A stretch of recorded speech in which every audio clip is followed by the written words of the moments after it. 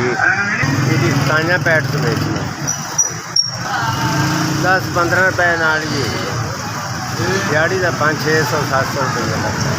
की गुजारा होना है, इन्नी महंगाई हैगी की बनता है। जो मैं रोटी दे कमान है तो सालन को नहीं, तो सालन का कमान है तो रोटी को नहीं। हमने पहले भी मेरी मदद की थी, गुरबत ही नहीं हो गई, की कर सकने बस जी हुण की कर सकने अल्लाह पाक दे मर्ज़ियां।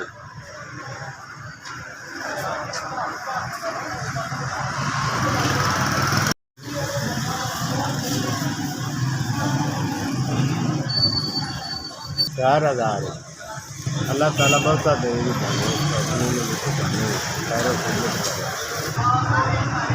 बड़ी मेहरबानी बहुत बहुत अल्लाह ताला। तुसां जी मैनू तुसां राशन दिता रमज़ान शरीफ तो 2 दिन पहले, आज तुसां मैनू मेरी मदद की, अल्लाह ताला तुहानू बहुत देवे।